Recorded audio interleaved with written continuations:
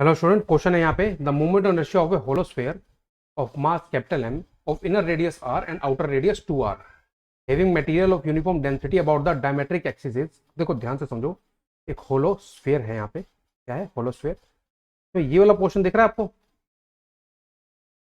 है ना? ये वाला पोर्शन तो ऑब्वियसली फिल्ड होगा और अंदर का पोर्शन पूरा का पूरा खाली है।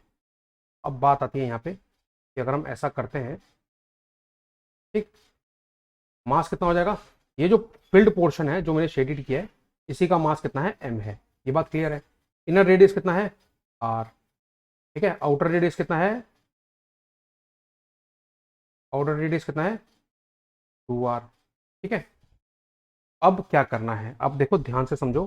सबसे पहले तो मैं डेंसिटी लेके चलता हूँ। डेंसिटी क्या होगा? टोटल मास जो उसका दिया है डिवाइडेड बाय वॉल्यूम। वॉल्यूम कितना होगा? वॉल्यूम में शेडेड वाला ही होगा क्योंकि इसी में मटेरियल है ना? तो कैसे लिखेंगे इसको? 4/3 वॉल्यूम में शेडेड पोर्शन का लूंगा 4/3 pi 2r cube minus 4/3 pi R cube, है ना? तो कितना आ जाएगा? इसको सॉल्व करेंगे, करते हैं सॉल्व। m अपॉन, ठीक है, कितना आ जाएगा ये? और 2 2 जा 4, 4 2 जा 8, 8 4 जा 32 upon 3 pi R cube minus 4 upon 3 pi R cube. ये कितना आ गया आपका? m अपॉन 32 में से 4 आप माइनस करोगे तो 28 अपॉन 3 पाई आर क्यूब। ठीक है। ये 3 upon 28 m upon pi R cube. ठीक है, यहाँ तक क्लियर है? ये तो डेंसिटी आ गई। अब मैं बात करता हूँ जो 2r, मैं देखो क्या करने वाला हूँ यहाँ पे, कैसे निकालूंगा। मान लो ये एक्सिस आप ले रहे हो, डायमेट्रिकल एक्सिस ले रहे हो, और आप बोल रहे हो कि इसके अबाउट आपको मोमेंट ऑफ इनर्शिया निकालना है। तो इसको निकालने का बिल्कुल एक ही तरीका है। आप पहले लो एक बड़ा स्फीयर 2r रेडियस का, और आप मानो उसमें से अंदर का जो पार्ट है, r रेडियस का पार्ट जो है मटेरियल, उसको निकाल दिया गया। आप समझे मेरी बात? पहले आप लो एक सॉलिड स्फीयर 2r रेडियस का, है ना? तो आप लो सॉलिड स्फीयर 2r रेडियस का, और उसमें से क्या निकाल दिया आपने? ठीक है, सॉलिड स्फीयर आर रेडियस का। तो आपको फिर यही मिल जाएगा जो डायग्राम है आपके पास, है ना, एक होलो स्फीयर मिल जाएगा आपको इस तरीके का। तो ये आपको कॉन्सेप्ट जो लगाना है, इसके बेस पे मोमेंट ऑफ इनर्शिया का कॉन्सेप्ट भी हम लगा लेंगे। तो पहले अगर 2r मास का सॉलिड स्फीयर है तो उसका मास देखता हूं मैं कितना होगा। कितना होना चाहिए उसका मास? होगा density into volume, density into 4/3 pi 2r cube. यही होगा ना, है ना? डेंसिटी की वैल्यू यहां से पुट करो, कितनी आई है? 3/28 m upon pi R cube. और ये 4/3 कितना आ जाएगा? 8 4 जा 32 अपॉन 3 पाई आर क्यूब। ठीक है। तो कितना बच गया आपका यहाँ पे? 32/28। ये हो गया 8/7, 8/7 m आ जाएगा, है ना? उसी तरीके से जो अंदर का पार्ट हमने माना है, हमने एज्यूम किया है कि हमने सॉलिड स्फीयर आर रेडियस का कट किया है, तो उसका मास कितना होगा वो भी निकाल लेते हैं। होगा density into 4/3 pi R cube. उसको जो हम सॉल्व करेंगे, ठीक है, कितना आ जाएगा वो?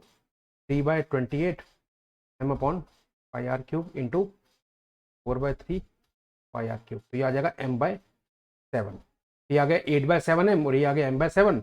अब माइनस करके देख लो, m ही बचेगा, है ना? वही कैपिटल M हमें क्वेश्चन में गिवन है इस मटेरियल का, है ना?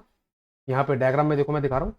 ये जो मटेरियल बचा हुआ है r से 2r रेडियस के बीच में, इसका मास m गिवन था ना? तो उसके बेस पे देखो यहाँ पे आंसर जो निकले हैं, 2r का मास निकला और r का मास निकला है, वहां से भी हम आइडिया ले सकते हैं ना।